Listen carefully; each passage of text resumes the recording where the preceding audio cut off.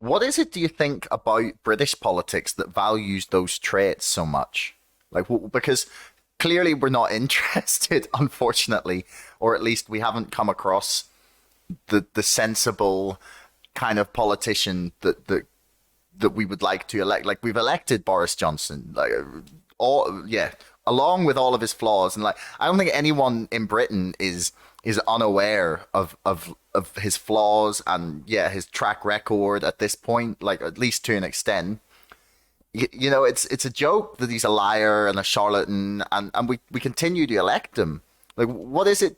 Do you think that's like making us so likely to vote for people with those characteristics? Is it because that's what we've always known, or is it because they're the only people that end up in the position to get elected? Well, I mean, for a start, there was a 30-year period from 1964 to 1994 when both main parties are always led by people who've been to state school. Think of leaders like Margaret Thatcher, Harold Wilson, Ted Heath.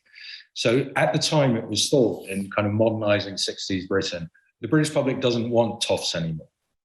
And so they're kind of moved away from top table, but they still proliferate at the top end of the Tory party, just not as a leader. And then Tony Blair breaks the taboo, a public schoolboy who becomes Labour leader and does very well politically. Blair isn't from the hereditary upper class. They let occasional people in, and his father had been raised by Glaswegian dock workers, came very much from the working class, and the family moves upwards over two generations. But anyway, so Blair shows the Tories you can have a public schoolboy leading the party. The public will wear it. And so then you get Cameron and later Johnson. And I think that it taps into a very ancient British reflex that public school, Eton, signifies leader. When British people talk about leadership, often that connotes upper class. You always used to have that in the cricket team, that if a cricketer had been to Cambridge, he was seen as a future England captain. And then Oxford, I think wrongly too much of the population connotes brains. So Johnson wasn't just a funny man. He'd been to Oxford and he could quote, Virgil and Horace, and therefore he must be brainy enough to lead the country. And also what he said carried a kind of intellectual weight despite his funniness. Because if he's saying that we can leave the EU and stay in the single market and enjoy all the benefits, well, he must know because, educated man.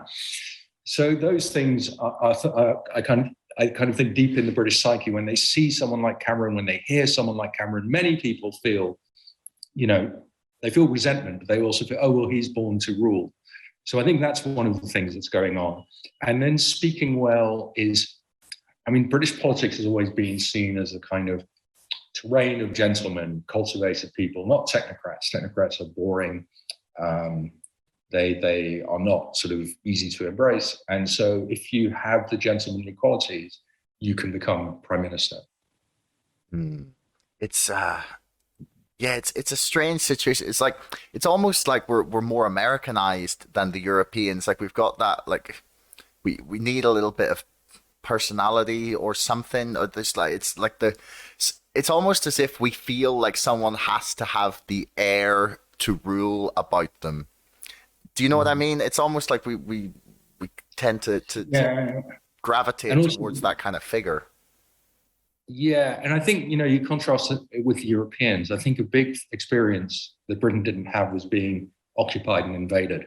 So if you think of terrible things that can happen to a country, Britain has avoided most of them for 350 years. For 350 years, no civil war, no revolution, no occupation, no famines. And, terrible things happen in empire, but that was far away.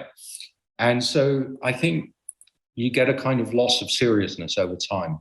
So the Johnson, rees-mogg generation, my generation, thinks, well, what's the worst that can happen?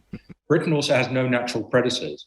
I mean, if you're Poland, you have to be serious because there's someone next door who might eat you up. If you're Britain, Brexit might not work out, but Britain can afford to make blunders, as it were, especially if you're the upper class, which has been shielded, has been immune for centuries.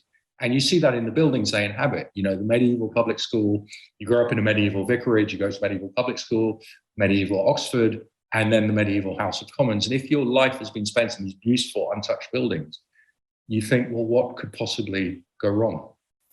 Thanks for making it all the way to the end of the video. Don't forget to like, share, subscribe, and leave a comment for us in the comments below. Let me know what you thought and if you'd like to see more of this from the show. Thank you, and we'll see you again next time.